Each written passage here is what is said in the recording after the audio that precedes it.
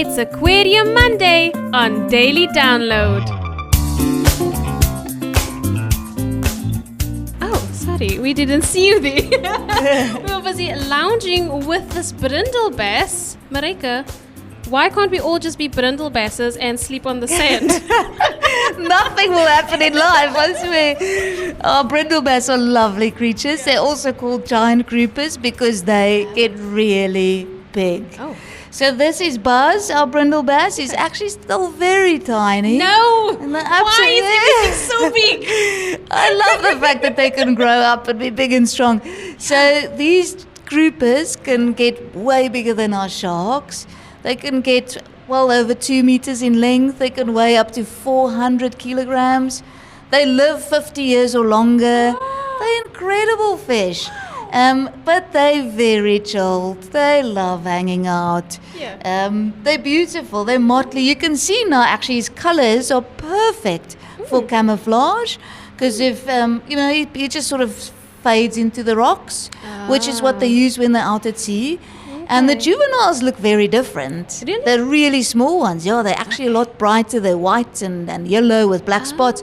And that's actually a more suitable camouflage for them when they're between corals and, and anemones and things. So it's amazing how from juvenile to sort of post-juvenile, sub-adult, they change colors. Yeah. They like warm water. Okay. So we find them along our coastline, Durban, Mozambique. They're proper Indo-Pacific animals. So Indian Ocean, you won't find them on the cold west coast at all. And old Buzz is lovely. He really does have a good personality. He's very friendly, actually. Yeah. He really enjoys bubbles being blown over his gills. So we've got fantastic divers who play with a fish. Well, I always tell people we pay people to play with a fish to keep them busy and enrich them. Exactly. And Simon, our diver, realized that Buzz loves bubbles. So he'll take his dive DV out and perch it and create all these bubbles, and Buzz will flare his gills and just sit there.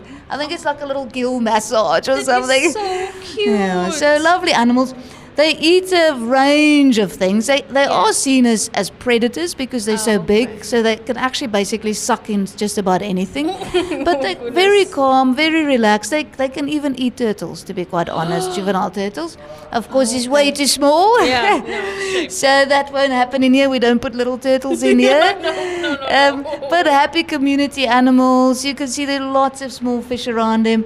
What's also lovely to see is when the cleaner wrasse, those tiny little things, go and pick at his gills and clean it up. It's like going to the dentist, basically. Yeah. And he'll also flare his gills, he'll open his mouth wide, and this tiny little blue thing will be feeding itself off this old Brindle Bass. They're also very easy to train.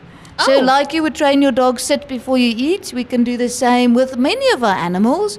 But especially when he gets bigger, you want to have some form of control, and you call him to come and eat on a target, so he'll come for his lunch, so he won't help himself to anything else. Right. Intelligent fish. All the fish are actually quite clever. That's amazing. Well, you said that the juveniles, they start out in coral reefs. Yes. So what is their diet then when they're smaller? They eat a range of small little shrimp, small little crabs, lots of like zooplankton. Best food in the world for all juvenile fish, little copepods, things like that. Okay, cool. Well, they are so sweet. Lovely, gentle giants.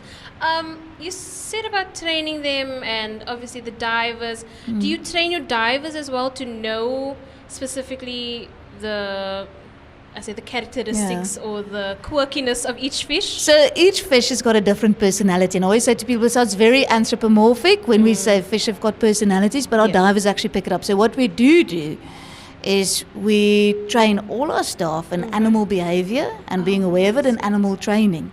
Because we need to use that not only to enrich and keep the fish busy, but to also manage them from a health perspective. So we always think this is like a 5-star hotel for fish. They don't need to be scared because there are not many predators around here. They don't need to hunt for food because we feed them. Therefore, it's our responsibility to make sure they don't get bored. So we play with them, which is great fun. That's sweet. Well, how does the training work? Who does that? So we've got a team of divers who also work with the animals. So depending on the animal and whose exhibit it is, we'll decide who's doing the training. So generally, if a person is in charge of looking after the exhibit, we encourage that person to do the training because they spend most time here. As long as it stays consistent. So we're training fish in the tropical exhibit, little fish like this, some of the sharks.